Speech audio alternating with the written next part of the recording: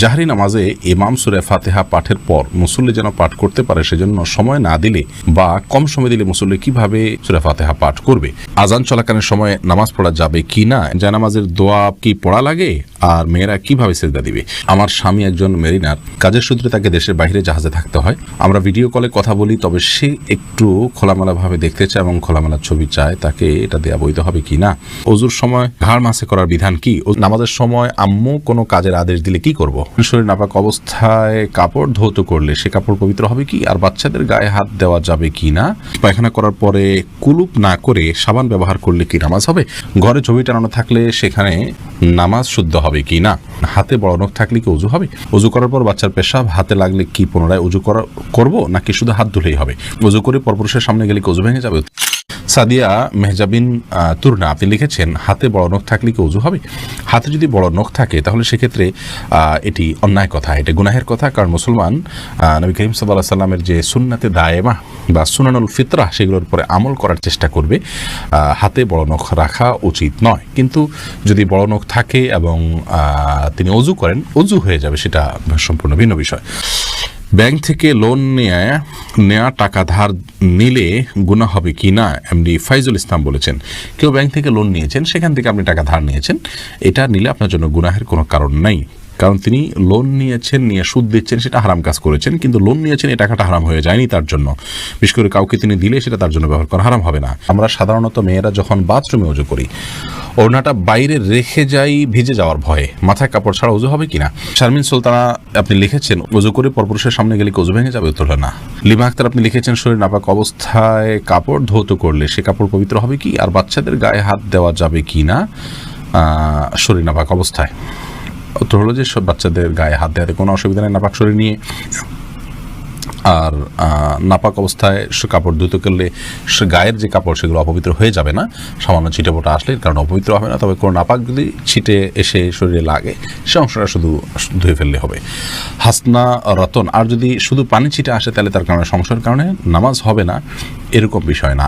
সোহানা সুলতান আপনি লিখেছেন, ওযুর সময় ঘাড় মাসে করার বিধান কি। ওযুর সময় ঘাড় মাসে করাটা বিশুদ্ধ কোনো হাদিস দ্বারা প্রমাণিত নয়। এক্ষেত্রে অনেকগুলো বর্ণনা আছে, এই বর্ণনাগুলোর বেশিরভাগই আপনার অগ্রহণযোগ্য, অনেকগুলো জাল, অনেকগুলো দাইফ।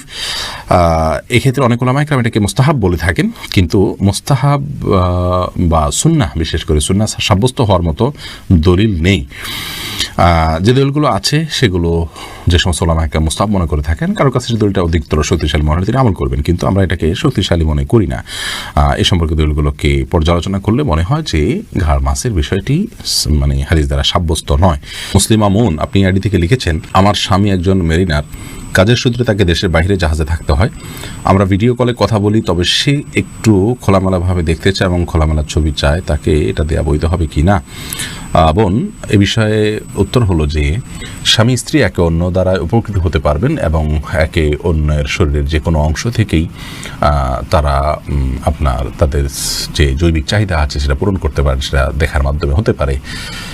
তবে আমরা জানি সবাই যে ওভার ফোনে বা বিভিন্ন আপনার যে হোয়াটসঅ্যাপ ইত্যাদি আছে এগুলোর মাধ্যমে যখন আমরা কথা বলি বা ছবি আদান প্রদান করি বা কথাবার্তা বলি, এগুলো থার্ড পার্টি মনিটর করে, তাদের সংরক্ষণে থাকে এবং এটি যদি বেহাতে চলে যাওয়ার সম্ভাবনা থাকে, যেমন স্বামী স্ত্রী একে অন্যের মোবাইলেই সেভ করার মাধ্যমে বা রেকর্ড করার মাধ্যমে, ধারণ করার মাধ্যমে এগুলো অন্যের চোখে চলে যেতে পারে, সে আশঙ্কা যদি থাকে, তাহলে সেক্ষেত্রে এগুলো করার ব্যাপারে আমাদের সতর্ক থাকতে হবে। তবে বেসিক্যালি এটা হারাম বা নাজায়েজ কোনো বিষয় নয়, বিশেষ করে স্বামীর চরিত্রকে হেফাজত করবার জন্য এবং তার যে চাহিদা, যৌন চাহিদা আছে সেটা স্ত্রীর হতে পারে, এই জৈবিক চাহিদা এইটি পূরণ করবার জন্য তারা এই ভিডিও চ্যাট বা ছবি আদান প্রদান করার কাজটি করতে পারেন। মৌলিকভাবে এটি হারাম নয়, তবে সে যেন বেহাত না হয় এবং পর্দার খেলাপ না হয়, অন্যরা যেন দেখতে না পায়, তাদের যেন আবরুর ক্ষতি না হয়, সেদিকটি তাদেরকে খেয়ালে রাখতে হবে। প্রয়োজনে এগুলো সাথে সাথে ডিলিট করে দেওয়া ইত্যাদি এই কাজগুলো করতে হবে। কুয়াশাবাজার শহরে আইডি থেকে আপনি লিখেছেন, পশ্চিম দিকে পা দিয়ে শোয়া কি গুনাহ। কোনো হাদিসের সরাসরি নিষেধ নাই, কিন্তু আমাদের এই অঞ্চলে কারোর দিকে পাও দেওয়া, সম্মানজনক কোনো ব্যক্তির দিকে পাও যাটাকে অসম্মানজনক মনে করা হয়, সেজন্য আল্লাহর শেয়ার তথা কেবলার প্রতি শ্রদ্ধা রেখে যদি পা না দেওয়া হয় সেটা প্রশংসনীয়, কিন্তু কোন হাদিসে সরাসরি নিষেধ নেই কেবলার দিকে পা দেওয়ার ব্যাপারে, থুতু ফেলতে নিষেধ করা আছে। সাদিয়া আফরিন আপনি লিখেছেন, আমার একটা প্রশ্ন ছিল, তা হচ্ছে আমরা সাধারণত মেয়েরা যখন বাথরুমে ওযু করি, ওড়নাটা বাইরে রেখে যাই ভিজে যাওয়ার ভয়ে, মাথায় কাপড় ছাড়া উজু হবে কিনা? মাথায় কাপড় ছাড়া উজু হবে, কোনো অসুবিধা নেই। আপনি উজু করতে গেলে মাথায় কাপড় দিলে তো বরং কাপড় ভিজবে, এটাই তো স্বাভাবিক। আপনি মুখের চুলের গোড়া থেকে নিয়ে আপনার কানের লতি পর্যন্ত সব যখন ধুইতে যাবেন তখন তো আপনার ওড়না ভিজে যাবে, অতএব ওড়না খুলে উজু করতে কোনো অসুবিধা নেই। মারিয়াম মিজান এটি থেকে আপনি লিখেছেন ইউটিউব চ্যানেলে, উজু করার পর বাচ্চার পেশাব হাতে লাগলে কি পুনরায় উজু করব নাকি শুধু হাত ধুলেই হবে? না, পুনরায় উজু করার দরকার নেই। বাচ্চার পেশাব যদি হাতে লেগেছে আপনার উজু অবস্থায়, তাহলে যে অংশে হাতে লেগেছে ওই অংশটা পানি দিয়ে ধুয়ে ফেললে চলবে। এরপরে কামরুজ্জামান কামরুল লিখেছেন, আতর ব্যতীত সেন্ট বা সুগন্ধি পোশাকে ব্যবহার করলে কি নামাজ আদায় হবে? আতর ছাড়া যদি সেন্ট বা সুগন্ধি স্প্রে আপনি ব্যবহার করেন, এটা ব্যবহার করে একটু বিলম্বে নামাজ পড়াটা উচিত। আমাদের অনেকে মনে করেন যে এটাতে যে অ্যালকোহলটা আছে সেটা নাপাক, অনেক ওলামায়ে কেরাম এটা মনে করেন, যার কারণে কিছু সময় পরে নামাজ পড়লে সেটা বাষ্প হয়ে চলে যাবে, তারপর নামাজ হয়ে যাবে, কোনো অসুবিধা নেই।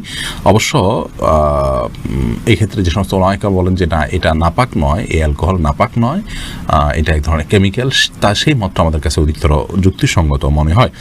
আরিফুল ইসলাম আপনি লিখেছেন, ঘরে ছবি টানানো থাকলে সেখানে নামাজ শুদ্ধ হবে কি না?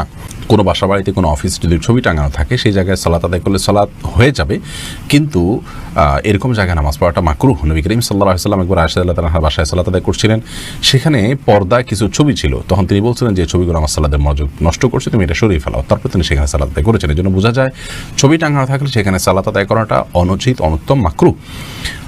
কিন্তু আপনার সালাত আদায় করলে এরকম জায়গায় সালাত হয়ে যাবে, বিকল্প জায়গা থাকলে অবশ্যই সেখানে সালাত আদায় করা উচিত।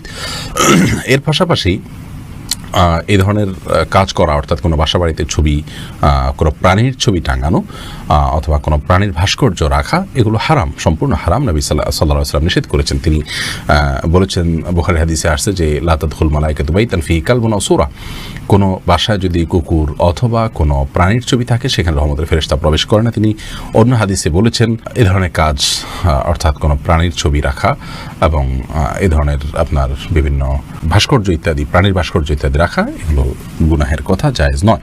বিভিন্ন হাদিস থেকে সেরকমটি বোঝা যায়। পায়খানা করার পরে কুলুপ না করে সাবান ব্যবহার করলে কি নামাজ হবে? টয়লেট ব্যবহার করার পর যদি আপনি কুলুপ না করে সাবান ব্যবহার করেন, তার মানে হাত পরিচ্ছন্ন করার জন্য, তাতে নামাজ হবে, নামাজ না হওয়ার কোনো কারণ নেই। তবে আপনার নাপাক থেকে নিজেকে ভালোভাবে পরিচ্ছন্ন করতে হবে। পিআইডি থেকে আপনি লিখেছেন, নামাজের সময় আম্মু কোনো কাজের আদেশ দিলে কি করব? যদি নফল নামাজ হয় আর আম্মুর এই কাজটা খুব বেশি গুরুত্বপূর্ণ হয়, ডাক শুনে বুঝতেছেন যে খুব জরুরি, আম্মু খুব সিরিয়াসলি ডাকছে, তাহলে আপনি নফল নামাজ ভেঙে আম্মুর কথা শুনবেন, পরবর্তীতে সে নামাজ পড়ে দিবেন।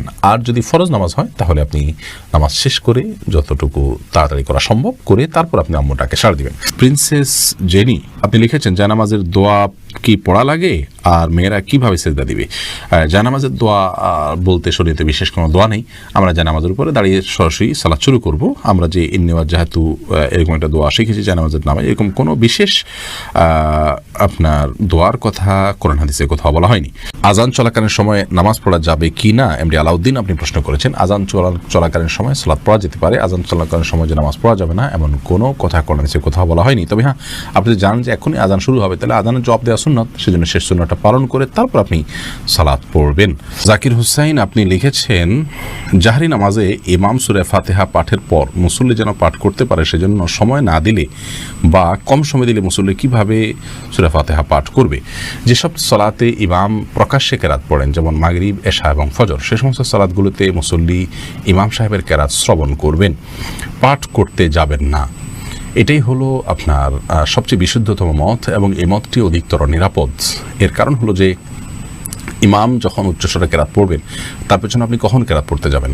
অনেকে বলেন যে সূরা ফাতিহা যখন ইমাম পড়বেন একটা আয়াত পড়ার পরে তিনি দ্বিতীয় আয়াতের মাঝে যখন থামবেন এই ফাঁকে পড়ে ফেলবেন। তো এতটুকু বিরতিতে কোনো ইমাম সাহেব দেন না যে ওই আয়াতটি আবার পুনরায় পড়া যায়। যখন কোরআন পাঠ করা হবে তখন তো আমাদেরকে শুনতে হবে। আল্লাহ তাআলা বলেছেন, ওয়াইদা কুরিয়াল কোরআন ফাসতামিউ লাহু আনসিতু লাআল্লাকুম তুরহামুন, যখন কোরআন পাঠ করা হয়, তেলাওয়াত করা হয়, তখন তোমরা শুনবে এবং মনোযোগ দিয়ে শুনবে এবং চুপ থাকবে।